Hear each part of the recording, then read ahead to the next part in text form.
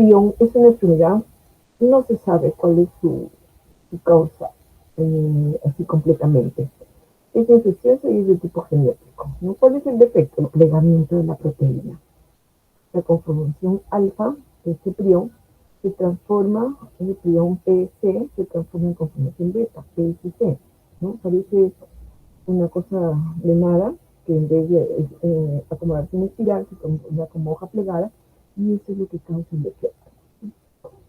No funciona, porque no es una conformación adecuada. Actúa sobre las formas normales y las modifica. Encima, no solamente ella, sino modifica el resto. Se produce una acumulación de proteínas en las células nerviosas, se resiste la destrucción, forma huecos, espacios vacíos en la célula. Entonces, esta disfunción trae como consecuencia un daño celular, que es la encefalopatía espongiforme, ¿no? Se forma como estructuras como si fueran esponjosas, ¿no? Como por estos vacíos que se producen. Un prión es una proteína que está mal plegada y que transmite ese mal plegamiento a otras proteínas, ¿no? De su misma forma.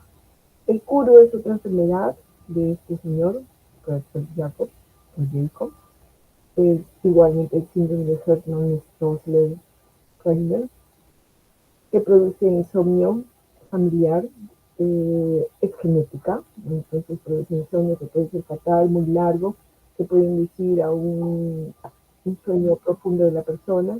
Y en animales lo que ocasiona es encefalopatía espongiforme y bovina, ¿no? Más o menos semejante. Y es una enfermedad que produce discas a lo largo del tiempo. Estas proteínas hacen suponer la existencia de dos plegamientos, ¿no? Por una única secuencia de aminoácidos. Una única secuencia de aminoácidos que se pliegan. El PRP normal por acción de esa PRP patológica, que va a hacer que se sigan plegando de manera anormal el resto de otras proteínas, no solamente esa proteína, sino otras proteínas. Este prión, llamado también proteína priónica, no tiene célula, es patógeno, se transmite y sus propiedades son desnaturalizantes. Al hacer que los otros no se plieguen de manera adecuada, está haciendo que pierdan su estructura original. No tienen ADN ni ARN, no tienen cuerpos de inclusión, su periodo de incubación es prolongado, meses, años, décadas, y por eso a veces no es perceptible. No ocasiona respuesta inflamatoria inmediata, tampoco respuesta antigénica. Ya hemos visto que su proceso de desarrollo es crónico y no es visible de manera simple, ni siquiera al microscopio electrónico, sino a través de pruebas. En cuanto a las enfermedades, los trastornos ocurren a nivel cerebral. Produce sus manifestaciones son demencia, dificultad para caminar, insomnio, paraplejías, parestesias, el adormecimiento que se produce semejante que se produce en las personas diabéticas, conductas anormales de la persona. Anatomopatológicamente, el análisis se observa un aspecto espongiforme de las células animales y las personas infectadas, ¿no? Que es lo que manifestaba que cómo se daña las células del cerebro. No hay tratamiento, no tiene cura, ¿no? Tampoco un tratamiento de que si no hay tratamiento, entonces la enfermedad sigue su proceso. No hay algo que por lo menos mejore o detenga el proceso de infección. Aquí tenemos algunas de las enfermedades que también hemos mencionado, que se producen por estos priones. Esta que hemos mencionado, la enfermedad adquirida, esta enfermedad SJ es una variante de esta, se adquiere al comer carne de res contaminada con priones, ¿no? Esta otra, y esta, y esta, y esta. Hay algunas que son contagiosas, ¿no? De persona a persona. No se sabe cómo pero ocurre a través de los órganos y tejidos, o de instrumentos quirúrgicos que están contaminados, que es raro, ¿no? Porque se supone que todo eso tiene que ser completamente esterilizado. Puede ser más frecuente a través de la transfusión sanguínea. El canibalismo, bueno, en algunas comunidades que practican eso, ¿no? Y anima a la persona a través de la ingesta de carne de vacuno contaminada con estriol. No hay tratamiento, como ya mencionamos, el tratamiento es para los síntomas, pero no para la patología de fondo. Mejorar los síntomas para poder sobrellevar los síntomas que manifiestan. Entonces, el paciente debe tener un régimen de ingesta de medicamentos o de alimentos que no le produzcan o que le produzcan el menor dolor posible.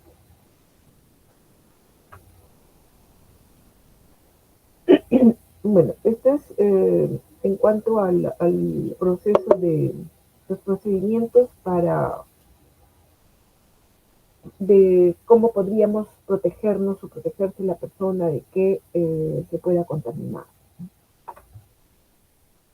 Otra enfermedad que se produce por deficiencia de proteínas es el kwashiorkor, que lamentablemente sí existe en gran cantidad en niños principalmente, en personas que viven en regiones geográficas con pocos recursos alimenticios, más común en niños que tienen una dieta baja en proteínas y por tanto calorías también, ¿no?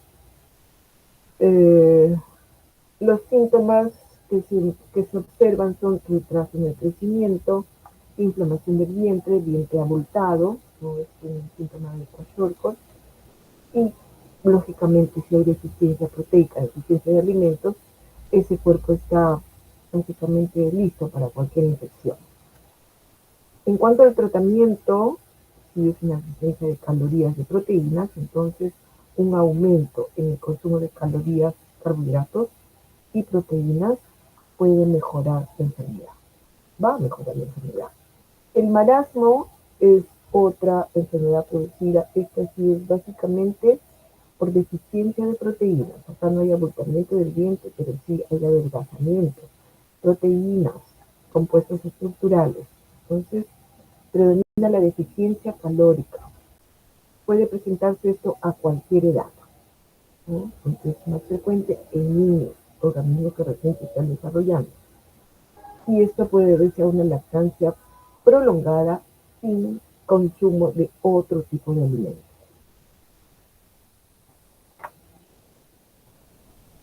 ¿Las proteínas son importantes? Sí. En aminoácidos, empezando por los aminoácidos esenciales, ¿no? Ya sean de origen animal o vegetal. Si no los consumimos adecuadamente, entonces va a haber una deficiencia de esto. ¿Cuántas kilocalorías nos aporta cada gramo de proteína? 4. Entonces, la calidad biológica de una proteína contenida en alimento será mayor cuanto más se parezca su composición a la cantidad proteica de nuestro organismo. Un patrón de comparación es la leche, la cantidad de proteínas, cantidad y calidad proteica de la leche, ¿no? Que se compara con el contenido proteico de otros alimentos. No todas las proteínas que ingerimos se van a digerir y o asimilar. Si ya tenemos suficiente cantidad se refiere más a las proteínas, a los aminoácidos que a las proteínas, y ya tenemos suficiente de alguna de ellas, entonces, porque en el alimento consumimos todo un conjunto de aminoácidos dentro de las proteínas, pero si nuestro organismo ya la tiene cantidad suficiente, entonces la elimina. Entonces, es el aporte proteico neto, se refiere a la relación entre el nitrógeno que contiene y el organismo y el nitrógeno que el organismo requiere. Cuánto de nitrógeno contiene el alimento y qué cantidad de ese nitrógeno que consumimos a través de las proteínas es lo que retiene nuestro organismo. Hay proteínas de origen vegetal y de origen animal. La calidad proteica es mejor de las proteínas de origen animal. Además, aparte de que en la carne hay mucho mayor aporte proteico que en los vegetales, ¿no? No son despreciables, pero la carne tiene mayor valor proteico y mayor cantidad de proteínas. Donde encontramos carne, huevo, productos lácteos, combinación garbanzos y avena, trigo y habas, maíz y lentejas, arroz y maíz, arroz, bueno, aquí se llaman cacahuates en otras partes, ¿no? Aquí nos muestran nuevamente algunos alimentos y cuánto de proteínas y aminoácidos, perdón, tienen en una medida, en esta medida. Una taza cuánto de una rebanada, creo que está repitiendo en el ejercicio anterior. Igual, nuevamente una relación de algunos alimentos y cuánto de proteínas tiene en esta medida. La cantidad diaria que necesitamos está en relación de la edad de la persona, que tiene que ver con la etapa de crecimiento en la que se encuentra, su estado de salud. Si su estado de salud no es muy bueno, entonces necesita mayor cantidad de proteínas, ¿no? El valor biológico proteico del alimento se aumenta en el niño y en el embarazo y lactancia. Hablábamos hace un rato, bueno, veíamos en una de las diapositivas que hablaba de aminoácidos limitantes. Las proteínas, con todos los aminoácidos esenciales que necesita el cuerpo, se denominan proteínas de alta calidad, pero insisto, ningún alimento contiene todos los aminoácidos esenciales. Si tiene baja cantidad de uno de estos aminoácidos esenciales, entonces es de calidad inferior. Así que si tiene una cantidad baja de alguno de ellos, pues es muy baja, que es prácticamente nula, ¿no? Entonces, ese aminoácido que está en más pequeña cantidad es el que se denomina el aminoácido limitante. Porque va a hacer qué cosa? Va a hacer la diferencia entre las proteínas diferentes. Entonces, por eso es que tenemos que hacer una combinación de alimentos. Esa combinación va a compensar esa falta, esa deficiencia de ese aminoácido, denominado aminoácido limitante, y se va a complementar, llamando eso la complementación proteica. Entonces, los cereales, por ejemplo, tienen como aminoácido limitante la lisina. No tienen poquita lisina. Entonces, por eso es que se deben combinar con carnes o legumbres. ¿Cuánto aminoácidos esenciales hay en los alimentos? Eso es lo que determina la calidad de la proteína. Porque la calidad proteica es en función a la cantidad, y que no solamente a la cantidad, sino a los tipos de aminoácidos esenciales que tiene ese alimento. Si tiene más aminoácidos esenciales, si tiene los 8, genial, aunque les vuelvo a repetir, pueden tener los 8, pero uno, dos de ellos pueden estar en muy baja cantidad. Entonces es casi como si no lo estuviera. Cuando se sustituye un aminoácido en la cadena proteica, un aminoácido en el alimento, se puede disminuir la actividad biológica o hacer que sea nula. Las hemoglobinopatías, por ejemplo, causan un tipo de hemoglobina S, que esta hemoglobina S produce anemia falciforme que da glóbulos rojos de esta forma, ¿no? Que no van a poder transportar adecuadamente el oxígeno. Valina, ¿qué es lo que ha pasado acá? La valina ha sido sustituida por ácido glutámico. No es su estructura original funcional, que tiene actividad biológica. ¿Cuánto de proteínas consumimos en nuestro medio? Poco. Uno, el precio, no todos tenemos acceso. Patrones culturales, las personas vegetarianas, entre ellos, los hábitos, no me gusta la carne, como poco. Hay situaciones en algunos niños, bueno, porque la carne de buena calidad, la carne ya de por sí cuesta, ¿no es cierto? Y la carne de buena calidad, en el cual no se me va a salir la dentadura postiza, cuesta mucho más. Entonces, la persona no quiere comerla, ¿no? Se hace un patrón de que es duro y no lo como otra cosa, que tiene proteínas, pero bueno, a repetir, no es igual. La edad, ¿no? Un organismo mayor, adulto, no digiere mejor ni asimila tan bien como un organismo adulto normal o un niño también. El presupuesto familiar, que tiene que ver con el precio, y la disponibilidad, ¿no? Carne, leche y derivados tienen gran poder nutricional.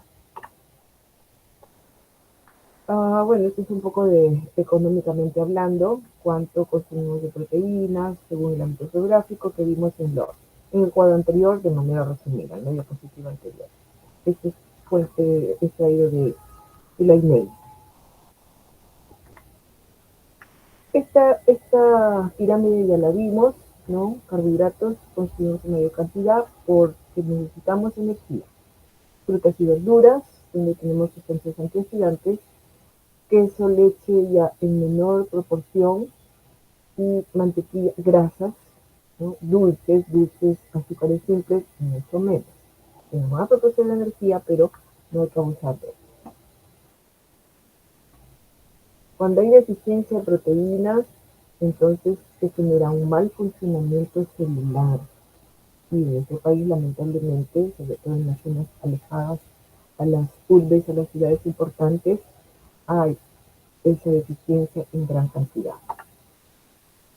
Aminoácidos cetogénicos, aquellos que a partir de los cuales se sintetizan cuerpos cetónicos, leucina y tiamina.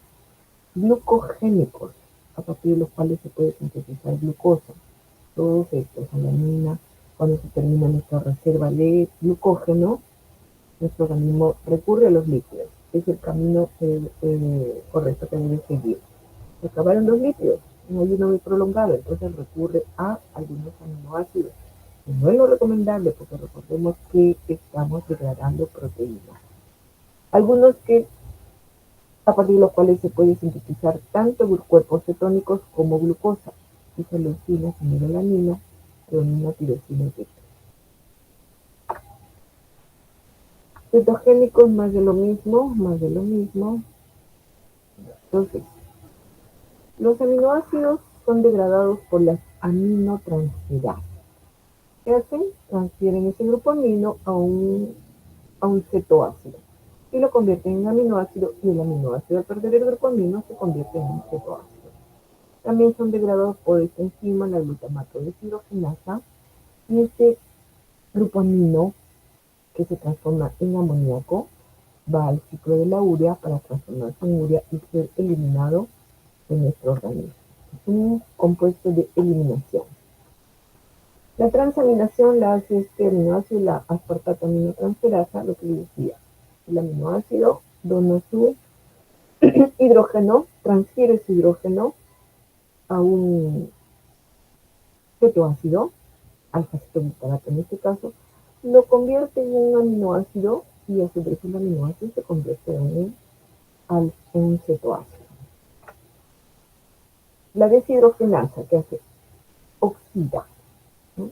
Deaminación, pérdida del grupo amino. Acá no lo transfiere, pierde. Se transforma en un alfa-cetoglutarato.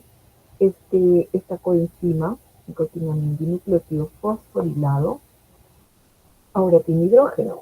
Cuando no tiene hidrógeno está en su forma reducida y acá está en su forma oxidada. Porque ¿qué le ha pasado si esto está oxidado? Esto está reducido y se ha oxidado. El glutamato y el NADP se ha reducido. Reacción de oxidorreducción. Flujo metabólico de los aminoácidos, ya vimos, este es el ciclo de la urea, bioquímica, solamente para tenerlo de referencia. En esta forma, la urea. ¿Qué funciones tienen los aminoácidos? Estructural principalmente. Tejido muscular, reparación de tejidos, en la síntesis de proteína. Es el aminoácido, podríamos llamarlo carnada. Siempre en la cadena proteica vamos a tener metionina. Es el aminoácido que forma parte de esa proteína se quedará, si no se libera. ¿Y hasta cuándo se va a formar la cadena? Hay aminoácidos de stock. Entonces, cuando ya la proteína llega a su aminoácido final, entonces vamos a tener un aminoácido que dice que ya hasta aquí nomás está lista la cadena proteica. Fenilalanina para la producción de colágeno, triptófano en la síntesis de serotonina, treonina, desintoxicación, la valina que estimula el crecimiento de los tejidos, alanina que participa en el metabolo de la glucosa, arginina precursor de óxido nítrico importante para el buen funcionamiento del corazón. Asparagina interviene en los procesos metabólicos del sistema nervioso central. Ornitina, aunque no es como decimos un aminoácido exactamente, participa en la síntesis de hormona de crecimiento, la prolina, para la producción de colágeno. Otros aminoácidos y sus diferentes funciones, ¿no? Citulina tampoco es exactamente un aminoácido, tiene función de aminoácido. Cistina, unión de dos cisteínas, ¿no? Algunos lo mencionan como aminoácido, pero otros solamente mencionan a la cisteína y metionina. Bueno, fuentes y sulfuro. Glutamina, que es un neurotransmisor, el ácido glutámico, estimula el sistema inmunológico. La glicina tiene actividad transmisora, el único aminoácido que no tiene carbono quiral, no tiene carbono simétrico. La histidina, precursor de la histamina. La serina, en proceso de desintoxicación. Tirosina es un neurotransmisor. Y la taurina, que tiene acción semejante al aminoácido, tiene acción antioxidante. Aminoácido compuesto, aquí nos indica la carnitina, que es transportador de ácidos grasos. En esta carnitina está constituida por lisina, no solamente por lisina, ¿no? Entonces aminoácidos, ¿no? En la dopamina tenemos tirosina, que es un neurotransmisor. En la melanina también tenemos tirosina, que su función es dar color a la piel y al cabello. Citófano, que tiene un vasoconstrictora y está en la serotonina receptora. Trastornos en el metabolismo de los aminoácidos, bueno, es un ciclo donde se forma la urea y donde si alguna de estas enzimas funciona deficientemente, entonces no se va a poder eliminar adecuadamente la urea, por lo tanto se puede acumular amoníaco en nuestro organismo y el amoníaco es tóxico para nuestro organismo, principalmente para el cerebro, y puede producir la muerte.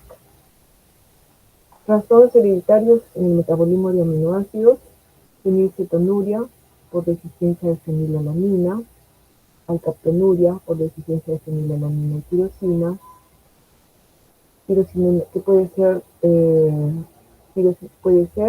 una deficiencia inicial, primaria, por decirlo de alguna manera, tirosinemia 1, tirosinemia 2, 4, orfenilpiridina oxidasa, que va a producir tirosinemia MM. Es como decir una tirosinemia no lentificada, ¿no? Aciduria metilmalónica por deficiencia de estos aminoácidos, metilina, valina y isoleucina. La enfermedad llamada orina de jarabeácea, producida por deficiencia de isoleucina, leucina y valina. Acidemia isovalérica, producida por deficiencia de leucina. Histidinemia, producida por deficiencia de histidina. Hiperprolinemia, por deficiencia de prolina. Acá tenemos neurotransmisores que hemos visto que están constituidos por algún tipo de aminoácido en su estructura. ¿A partir de qué neuronas que esto se produce? Farmacología. Los péptidos son cadenas de aminoácidos, cadenas cortas de aminoácidos, hasta menos de 50 aminoácidos.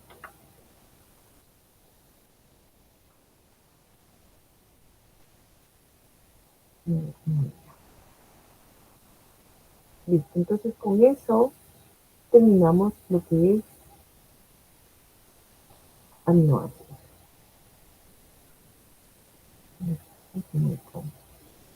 Vamos a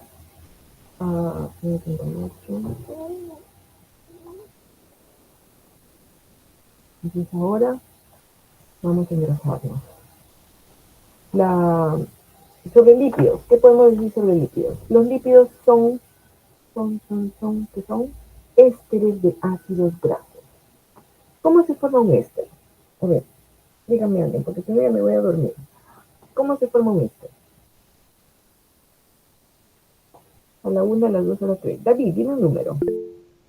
O a ver, adelante. ¿Quién quiere decirnos cómo se forma un éster? Sí, yo quería mencionar que un éster, bueno, se La forma, llama, la llama, ¿cierto? sí, por la reacción de un ácido graso más de un alcohol, si mal me equivoco. Ya. Un éster en general se forma cuando reacciona un ácido carboxílico y un alcohol, cualquiera. Pero en el caso de los lípidos también es un alcohol y un ácido carboxílico. Esos ácidos carboxílicos se denominan sí ácidos grasos. ¿Qué son ácidos grasos? Ácidos carboxílicos que tienen 12 o más carbonos en su cadena, ¿no? Entonces, a eso le llamamos ácidos carboxílicos.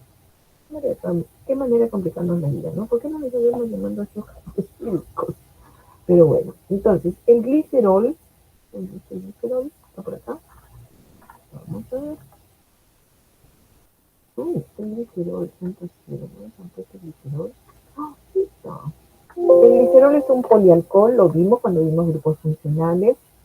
Tiene 3 grupos hidroxilos, entonces en cada uno de esos grupos hidroxilos se une un ácido graso, como nos decía Dayan, que puede ser saturado o insaturado. Siempre van a ser diferentes, muy, muy raro, casi imposible que sean iguales. Entonces se unen mediante enlace y forman un triglicérido, 3 restos de ácidos grasos. Compuestos orgánicos tienen carbono, hidrógeno, oxígeno, no tienen nitrógeno, que están en los tejidos, en el tejido adiposo, tanto de los animales y plantas, porque las plantitas también tienen grasita, ¿no es cierto? Y son solubles en solventes apolares, benceno, etilítico, cloroformo, entre otros, ¿no? Apolares completamente. Alcohol, acetona, ligeramente solubles, porque no son completamente apolares en solventes. Están principalmente en los organismos vivos como derivados del glicerol. Y estamos hablando de ácidos grasos. Los lípidos no son derivados del glicerol, se forman con el glicerol, como me mencionó su compañera.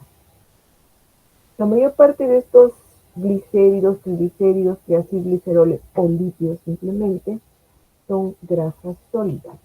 A ellos les llamamos, son lípidos. Al estado sólido a temperatura ambiente se llaman grasas, manteca, sebo, ¿no? Pero cuando están al estado líquido a temperatura ambiente es lo que llamamos aceite. Entonces, en su constitución tienen ácidos grasos que se han unido. Ellos tienen enlace simple, estos son ácidos grasos saturados. Si tiene doble enlace será un ácido graso insaturado. Pero en las plantitas tenemos aceites principalmente, que son lípidos al estado líquido a temperatura ambiente. También tienen la misma conformación, glicerol, al cual se unen ácidos, tres ácidos grasos. Estos en las grasas predominan los ácidos grasos saturados y en los aceites tenemos en mayor cantidad. Hay también aceites con ácidos grasos saturados como el aceite de coco, pero en la mayoría tienen ácidos grasos insaturados. Y de ahí es que tenemos los omega 3, 6 y 9. Este es un ácido graso, ojo, no es un lípido. La grasa, el ácido graso no es un lípido, la grasa sí es un lípido. Grupo carboxilo, grupo amino. ¿Cuántos carbonos tiene? 1, 2, 3, 4, 5, 6, 7, 8, 9, 10, 11, 12, 13, 14, 15, 16, 17, 18. ¿No? Esta cadena es apolar y por eso este grupo carboxilo, cuando hemos visto grupos funcionales, decimos que forma puente de hidrógeno con el agua y por eso el ácido acético, 2 carbonos solamente, es soluble en agua. ¿Qué se tiene considerar? 14 creo carbonos. Esta cadena es apolar, entonces la molécula, este ácido graso es apolar. ¿Cómo se clasifican? Saponificables significa que a partir de ellos puedo formar jabón. Insaponificables, no puedo formar jabón. ¿Cómo están constituidos los saponificables? Ácido graso unido a glicerol. Pueden ser simples, grasas ceras o complejos, que tienen algo más que glicerol y ácidos grasos. grupo fosfato, carbohidrato, grupo sulfato y grupo amino. Fosfolípidos, lipolipídos, lipolipídos, aminolípidos. Estos ácidos grasos se unen al glicerol mediante enlace éster. Esos ácidos grasos pueden ser saturados o insaturados. Y aquí vamos a tener el doble enlace, que vamos a tener estructuras cis y estructuras trans. Tienen carbono, hidrógeno, oxígeno, fósforo, fosfolípidos, azufres, fosfolípidos, nitrógeno, amino líquido. Los insaponificables, estos no tienen ácidos grasos, terpenos, icosanoides y esteroides. Se clasifican dentro de los lípidos más por su propiedad de ser insolubles en agua, porque no son ésteres de ácidos grasos, y por eso a partir de ellos no se puede formar jabón. No se puede hacer la hidrólisis alcalina para obtener jabón. Son biomoléculas, tienen dos polos, una parte polar que es soluble en agua y una parte no polar que es insoluble en agua, ¿no? Esa cabeza polar es soluble en agua. Energía, cadenas hidrocarbonadas hidrofóbicas que nos proporcionan energía. Tienen función de señalización hormonal, derivados del colesterol, fosfolípidos, la membrana de las células es una doble capa lipídica, principalmente fosfolípidos. Están dentro de la célula y fuera de la célula. Función de protección, las ceras a nivel de la piel, cabellos y plumas, en los tapitos. Pero ves que se mete al agua y sale bonito, chiquito, no se mojó. Entonces lo metemos al agua y salimos como un pollo mojado, ¿no? Los pollos se tienen con todo eso. Función transportadora, la virus. También tienen función propiedad aromática, mentol, limonena, geraniol, aceites esenciales. La clorofila, el pigmento lipídico que tiene la clorofila. ¿Qué es esto? Ácidos grasos saturados, ácidos grasos insaturados. Casi que aprendimos un poquito de inglés. Butírico, ¿cuántos carbonos tiene? 4 prefijo bus, caproico, caprílico, cantidad de carbonos que tiene, no tiene ningún doble enlace, son saturados, y la molécula, digamos, en la unión cebadora y primer a partir de cuál se forma, es un enlace doble contradictoriamente, y esta es una forma corta de nombrarlo. ¿Qué significa? Ácido butírico. ¿Qué significa? Tiene 4 carbonos, 2 puntos. Después de los 2 puntos, el numerito me indica cuántos dobles enlaces tiene. Todos insaturados, no hay ningún doble enlace. En el caso de los insaturados, tienen doble enlace. Vamos a ver la forma corta. Este ácido palmitoleico tiene 16, una cadena de 16 carbonos. Ácido graso, no estamos hablando de líquidos. Tiene un doble enlace. ¿En qué carbono está? Entre el carbono 6 y el 7, pero lo indicamos con un número menor. Eso es lo que me indica eso. Algunos lo ponen entre paréntesis después del número que indica cuántos dobles enlaces, algunos lo ponen como exponente. Todo es válido. El ácido leico tiene 18 átomos de carbono, un doble enlace que está entre el carbono 9 y 10. El ácido cetólico tiene 22 carbonos, un doble enlace que está entre el carbono 11 y 12. El merbónico tiene 24 átomos de carbono, un doble enlace que está entre el carbono 9 y 10. Y acá otros ácidos grasos que tienen doble enlace y la forma corta de nombrarla. Glucosa, ketanoico, el araquidónico tiene 20 carbonos, 4 dobles enlaces. Y, esta es la nomenclatura omega, no es la cantidad de dobles enlaces. Bueno, acá tiene uno, coincidió. Acá tiene 4 dobles enlaces, pero es un omega 6. ¿Cómo determinamos la nomenclatura omega? Acá está. Por ejemplo, acá dice que este es un grupo funcional. Y UPAC me dice que empiece a numerar desde el grupo funcional. Esto es linolénico. 18 átomos de carbono. 1, 2, 3, 4, 5, 6, 7, 8, 9, 10, 11, 12, 13, 14, 15, 16, 17, 18. 18 átomos de carbono, 3 dobles enlaces. ¿Y ahora qué omega es? Para determinar la nomenclatura omega, empiezo a contar la cadena del extremo opuesto al grupo funcional. Entonces, carbono 1, carbono 2, carbono 3, doble enlace. No me interesa el resto. Primer doble enlace que encuentro en la posición, eso me determina la nomenclatura omega. Acá, 1, 2, 3, 4, 5, 6. Omega 6. Acá, 1, 2, 3, 4, 5, 6, 7, 8, 9. Omega 9. No sé por qué lo han puesto así, pero bueno, es continuación.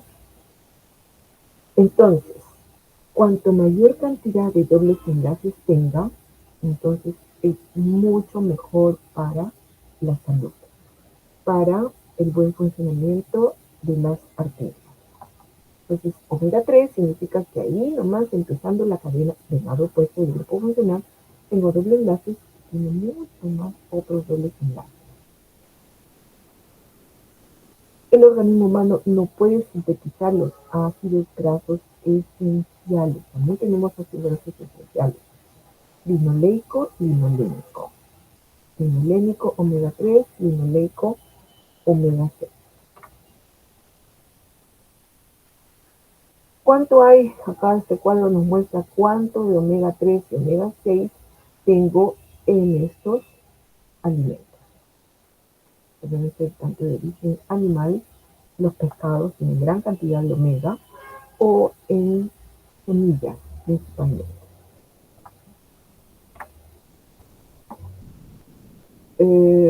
Los alimentos ricos en sustancias formadoras del omega 3 en precursores son importantes para el buen desarrollo cerebral y funciones cognitivas en nuestro organismo.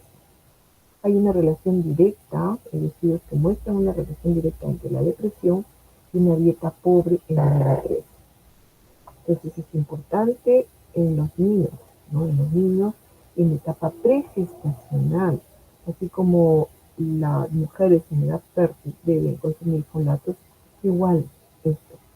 No cuando ya están gestando, sino antes, para que ese ser que están haciendo encuentre el ambiente adecuado. La leche es fuente importante de ácidos grasos esenciales. Durante la infancia, por eso es importante que los niños consuman leche. Tenemos pescados y otros mariscos en los cuales encontramos ácidos grasos esenciales, igual que nueces, semillas, y algunos aceites de algunas plantas como la linaza y la soya. Omega 3, omega 9, acá está, bueno, nos está enseñando, este es un omega 3, 1, 2, 3. Ácido alfa linoleico.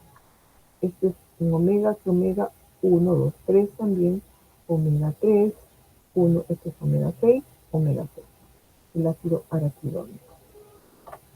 Este es el famoso ARA que nos, DHA, EPA y ARA que nos hacen la propaganda de algunos compuestos, con H, con DH, con ARA, con EPA, que son ácidos grasos importantes para el desarrollo de los niños. Derivados metabólicos del ácido linoleico y ácido araquidónico. Este es el esqueleto carbonado, y este es un ácido graso. La dieta debemos consumir estos ácidos grasos, ¿no? El carbono 1, de donde empieza a contar, es el grupo metilo, que es el que está opuesto, en el extremo opuesto donde está el grupo funcional, para determinar la nomenclatura omega. Denominación delta, no, es igual a la nomenclatura abreviada que veíamos. Entonces, estos son, acá sí tenemos un líquido. Esto era el glicerol, que perdió un hidrógeno, y ahí se unió lo que quedó del ácido graso cuando pidió el OH. Ese OH del ácido graso con el hidrógeno del glicerol formó agua. Y lo que quedó de ambos se juntó. Ácido graso ácido graso, ácido graso. Uno saturado y dos insaturados, ¿no? Monoinsaturado, poliinsaturado. Basta que tenga más de un doble enlace y hablo de ácido graso poliinsaturado. Tiene dos, ya es poliinsaturado. Entonces, este es un líquido saponificable a partir del cual puedo formar jabón porque su estructura está conformada por glicerol y ácidos grasos. Y hemos dicho que pueden ser aceites o grasas, aceites son líquidos al estado líquido a temperatura ambiente y las grasas son líquidos al estado sólido a temperatura ambiente.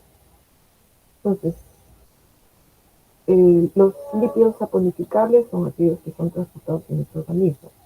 No solo ellos, el colesterol no es saponificable y también es transportado, pero con ayuda de las lipoproteínas, que es insoluble en agua, ¿no es cierto? Entonces, una vez que hemos ingerido los alimentos y con ello líquidos, estos van a ser hidrolizados por la lipoproteína lipasa. El enlace éster se va a romper acá. Entonces vamos a tener glicerol nuevamente y ácidos grasos libres. Y el hígado produce triglicéridos y esos triglicéridos también pueden sintetizar nuevos lípidos en nuestro organismo. ¿Cuánto debemos tener de lípidos en el organismo? No más de 150 miligramos por decilitro. Decilitro 100 mililitros, por lo tanto, no más de 150 miligramos por ciento. Quienes sufren de problemas cardiovasculares deben ser menos. ¿Cómo se clasifican? Simples, que son los triglicéridos y ceras; complejos, los fosfolípidos. No solamente tienen glicerol y ácidos grasos, tienen el grupo fosfato. El colesterol no tiene estructura de éster, de ácidos grasos. Terpenos, igual que están en los vegetales principalmente. Vitaminas, las vitaminas liposolubles. ¿Cuáles son las vitaminas liposolubles? ¿Cuáles son? Vitaminas liposolubles. Vamos, me estoy durmiendo. ¿Cuáles son las vitaminas liposolubles? Estoy segura que la consumen. ¿Cuáles son? A, ¿qué más? ¿Qué más? D, E y D, K.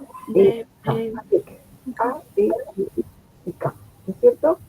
Y las hidrosolubles, La vitamina E. pero si acabamos de decir que es liposoluble. Vitamina C. Vitamina C y todas las del complejo B, ¿no? La C y la B, las C y las del complejo B, que son varias, son hidrosolubles, se eliminan más fácilmente. Pero aún así no se deben consumir en exceso tampoco. Estos son algunos ácidos grasos saturados y insaturados. Y bueno, esto ya lo hemos visto, a veces se está repitiendo. Esto es cómo se ha formado un lípido. Acá, que no es común, este glicerol, o sea, a este glicerol se han unido 3 ácidos linoleicos, ¿no? Que no es común. Entonces pierdes el hidroxilo, estos 3 se unen con agua y lo que queda se une a lo que quedó del glicerol. Son 3 ácidos oleicos, trilinoleato, trilinoleato de glicerilo, ¿no? Es un aceite, ¿no? Es un líquido. Las ceras son lípidos saponificables simples, también se pueden hacer jabón de acá. Se obtienen por esterificación de manera semejante a los grupo acilo del ácido graso. Se forma por un ácido graso y un alcohol monovalente lineal, que es un alcohol de cadena larga. Esa es la diferencia con los lípidos que están formados por glicerol y ácidos grasos. Esta cera en los humanos recubre la superficie de la piel, ¿no? Tenemos cierta grasita, no somos tan secos. Ácido palmítico, este es el alcohol miricíclico, que van a formar esta cera que sintetizan las abejitas, ¿no? Alcohol, ácido graso, enlace éster, forma un éster. La saponificación es la hidrólisis básica, alcalina. Ojo con esta palabrita. No es hidrólisis ácida. La hidrólisis ácida rompe el enlace éster y voy a tener glicerol y 3 ácidos grasos. En cambio, en la hidrólisis alcalina, ¿qué tengo? Jabón. Jabón, así con lo que nos lavamos. Y glicerol, ¿no? El glicerol se recupera, pero este sodio ingresa acá y forma una sal del líquido que es el jabón, que tiene acción detergente, tiene una cabeza polar, que en medio acuoso se va a orientar hacia el agua, y esta otra parte apolar que se esconde del agua, ¿no? La cadena es la R, la cadena hidrocarbonada del líquido, de los ácidos grasos que se unieron al líquido, y forman una estructura esférica, no redonda, esférica, no circular plana, sino esférica, en donde las cabecitas polares están hacia afuera, porque están en medio acuoso, y las colas apolares están adentro. Y esta estructura se llama micela. ¿Y qué cosa es la suciedad? Grasa. Entonces, dentro de esa micela engloba la suciedad, y eso es lo que se va con el enjuague. Y de esa manera es que el jabón ejerce su acción limpiadora. Bueno, esto es cómo se prepara el líquido, cómo podemos preparar, perdón, el jabón. Con hidróxido de sodio, solución saturada concentrada al 25%. Los únicos jabones solubles son aquellos que se forman con hidróxido de sodio o hidróxido de potasio. Los jabones de potasio son aquellos jabones líquidos. No hay otro jabón con otro metal, calcio, magnesio, hierro, plomo, menos metales pesados, que sean solubles, que tengan acción detergente. Se forma un jabón y yo me enjuago ya con este jabón, y de repente es agua dura con la que me estoy enjuagando, que puede ser en la tierra, es más frecuente porque hay los relaves mineros, y el agua no se potabiliza completamente, quedan ciertas trazas de metales. Me enjuago y siento como que no me enjuago, no sale el jabón, es porque ese metal que está en el agua reemplaza el sodio. Vamos a suponer que sea mercurio, entonces vamos a tener un jabón de mercurio, pero eso precipita en el medio, no es soluble en agua. Entonces, los únicos jabones que tienen acción detergente son los de sodio y de potasio. Lípidos saponificables complejos, los fosfolípidos, glucolípidos, sulfolípidos, aminolípidos. Que además de carbono, hidrógeno, oxígeno, contienen fósforo, azufre, grupos amino y carbohidratos. Esto que parece un muñequito levantando su patita es la estructura tridimensional de un líquido, ¿no? La cabeza polar y esta colita. Este quiebre me está indicando que aquí hay un doble enlace. ¿Ya está? El doble enlace, ¿no? Y está en posición cis. Aunque aquí no se nota muy bien la posición cis. ¿Qué significa? Que los sustituyentes alrededor de estos dos carbonos de doble enlace, que son diferentes del hidrógeno, están en uno y en otro lado del plano del doble enlace. Perdón, cis están al mismo lado, lápiz. Cis, al mismo lado. Cuando están a los diferentes lados es trans. Entonces, los líquidos, todo está en movimiento, ¿sí? Dentro de la monocapa, los intramoleculares producen un movimiento de flexión, de rotación y de balanceo. Todo está en movimiento. Movimientos intermoleculares, traslación lateral o de difusión. Entre la bicapa, un movimiento de difusión transversal, llamado también flip-flop, que se produce en el proceso de coagulación sanguínea y en la apoptosis, muerte celular. Fosfolípidos tienen un grupo fosfato que generalmente va en el grupo 3, en el carbono 3, el carboxilo. Además, a estos fosfolípidos se puede unir un grupo aminado, ¿sí? Uno de los más importantes fosfolípidos es la lecitina. La lecitina es un surfactante. ¿Qué significa eso?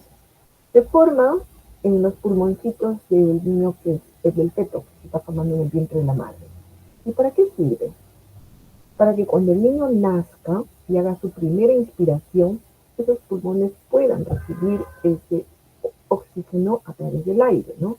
Porque vamos a comparar esos pulmoncitos con un guante de hule, ¿no? Si yo no lavo mi guante, no le echo talquito, se puede pegar. Y después cuando voy a poner la mano, hoy voy a tener dificultad o simplemente no va a entrar porque ya se pegó demasiado. La lecitina tiene la función como del talco en el guante, porque si no hay suficiente cantidad de lecitina, esos pulmones se pueden pegar y cuando hace su primera inspiración no puede ingresar aire y por lo tanto esa criatura puede morir. Compuestos fosfolípidos formados por moléculas de alcohol, glicerol y un grupo fosfato. Son componentes de la membrana celular en la doble capa lipídica, activadores de enzimas, segundos mensajeros, también tienen función de segundos mensajeros, surfactantes, ¿no? Componentes del surfactante de la lecitina. También ayudan en la síntesis de sustancias que van a servir como señalizadores celulares. Y también en la síntesis de prostaglandinas, tromboxanos y leucotrienos.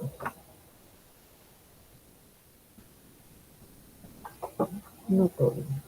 Entonces, igual van a formar diferentes compartimentos celulares en los eucariotas que marcan el lugar donde están específicamente las células. ¿No? Ahí están. Células de la superficie proteica o proteínas de la superficie celular, proteínas receptoras de transmembrana que van a atravesar las células, pasan a la otra membrana, proteínas que están en la transmembrana que transportan formadores de un poro de transporte, ¿no? Estos son como si fueran transportadoras, estos van a pasar moléculas a través de este poro en la célula.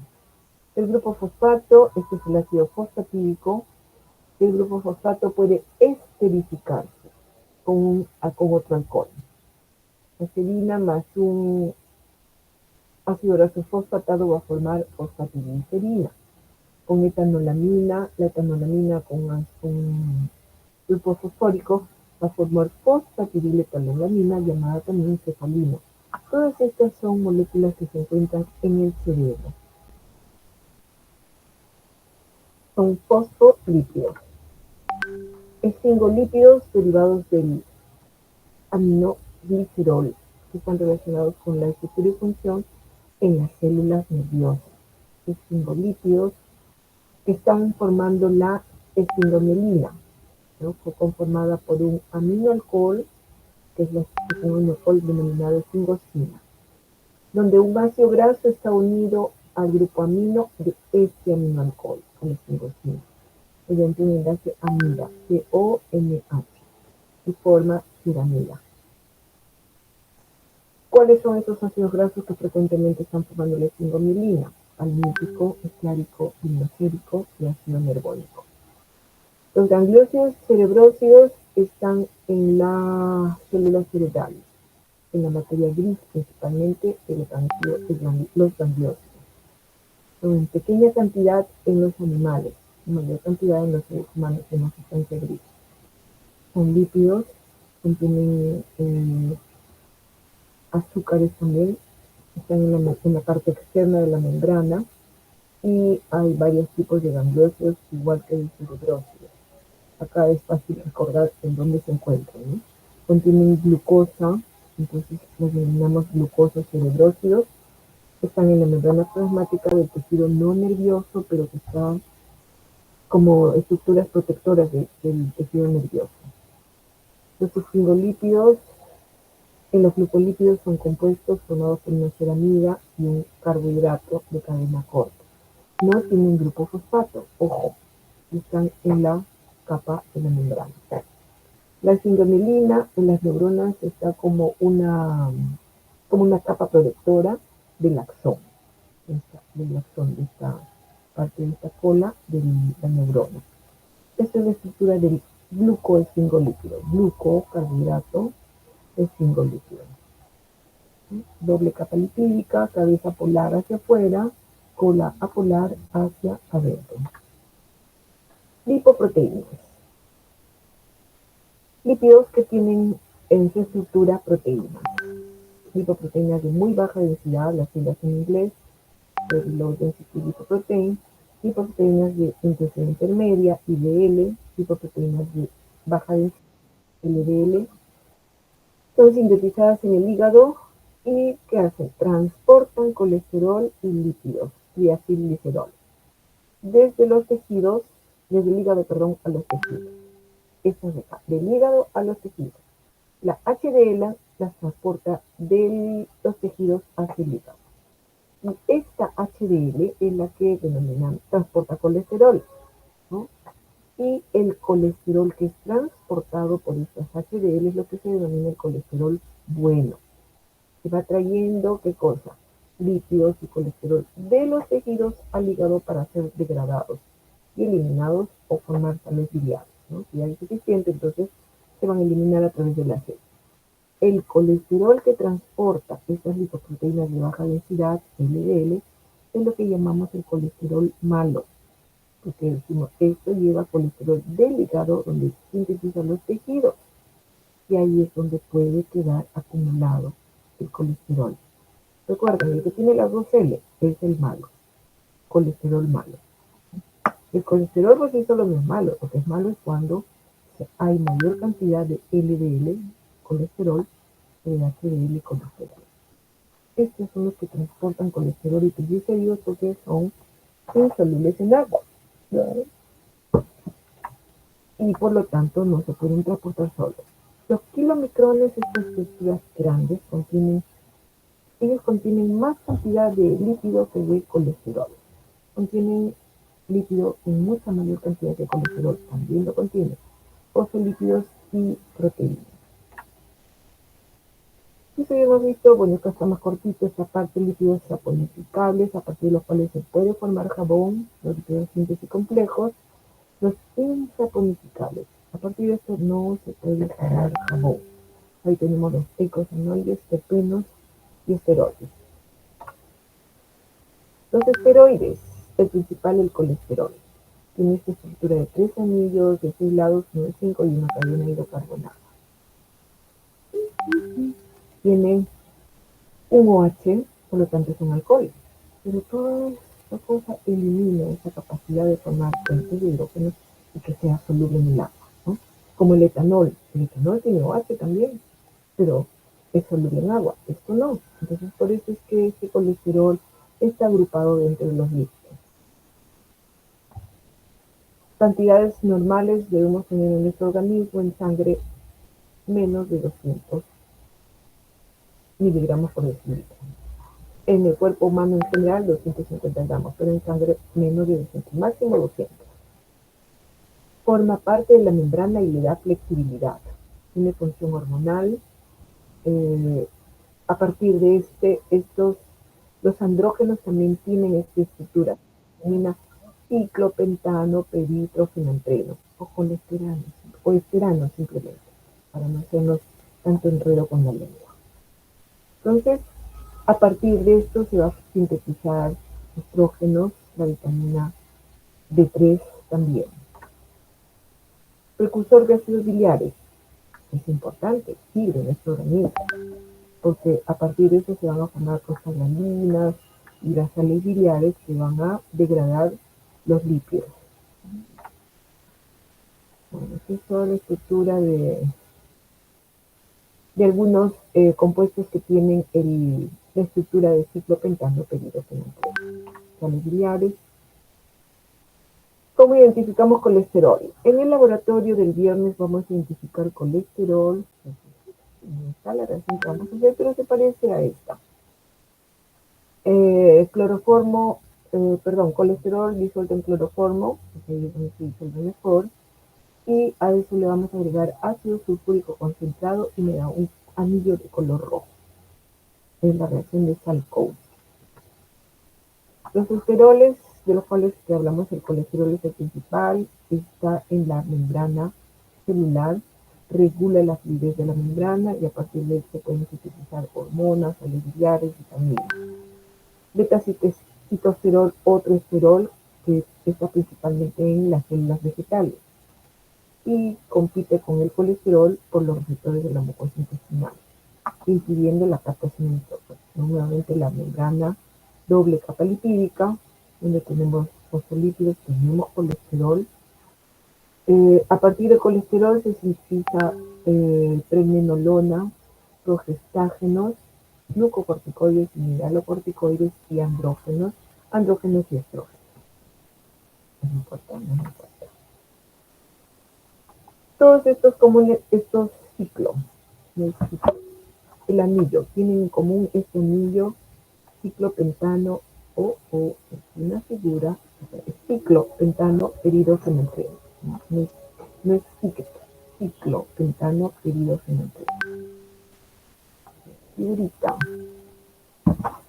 La prednisona también tiene estructura de esterano, prednisolona, betametasona, que son neurotransmisores. Los terpenos tienen esta estructura de cadenas con dos dobles enlaces. Este es el isopreno y la unión de varios de estos van a formar terpenos.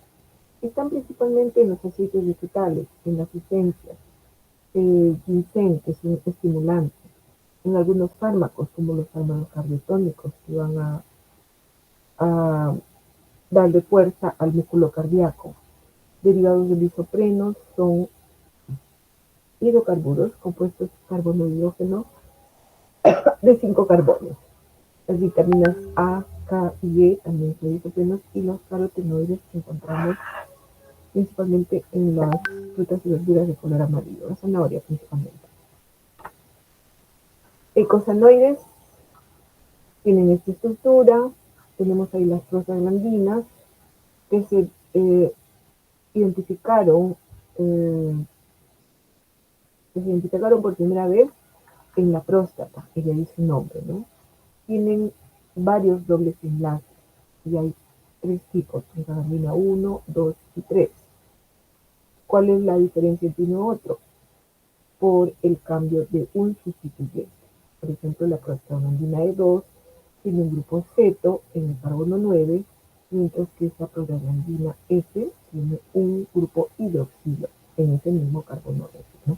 No la misma, sino otra cadena que tiene el hidroxilo 1 en carbono 9 y la otra en carbono 10. Un carbono 9 mismo. Derivados de estos eicosanoides son derivados de los grasos esenciales que tienen casi todos 20 carbonos, ¿no? Pero que son omega 3 y omega 9. Entonces ahí tenemos el ácido araquidónico, linoleico y linolénico. Las prostaglandinas son importantes porque contribuyen a la vasodilatación, a la permeabilidad capilar, a contrarrestar la fiebre y el dolor que acompañan en los procesos inflamatorios.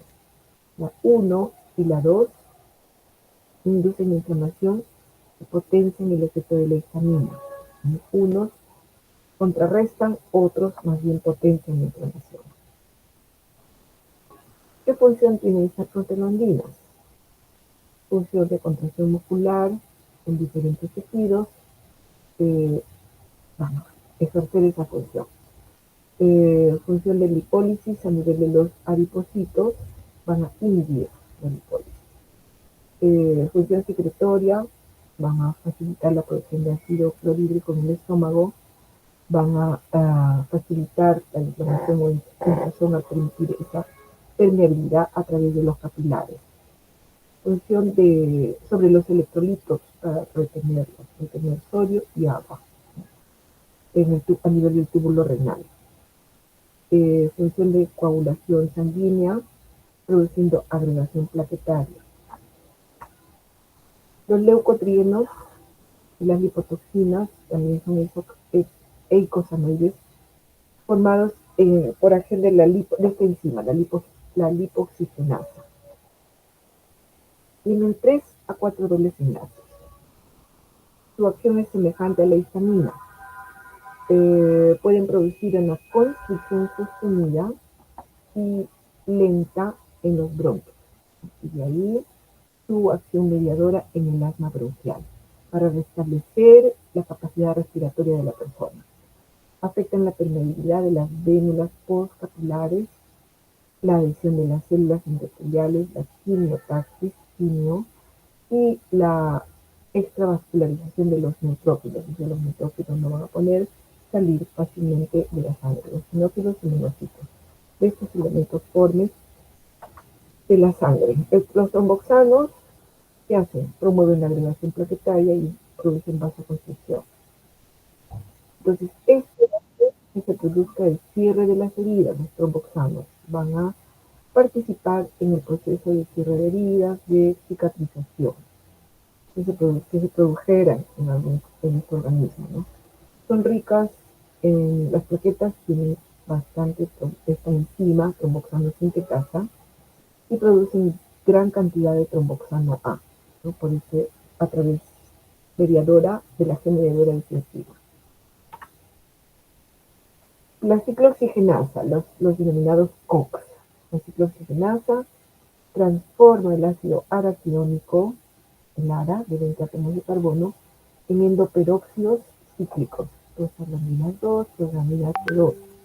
Y a partir de ellos se van a formar tromboxanos A2 mediante la acción de esta enzima tromboxano sintetasa. El camino que se restricciona es esto. Entonces, factores de riesgo cardiovascular se clasifican en no modificables y modificables. Con la edad, ya es un proceso normal que viene con la edad, el sexo, genética.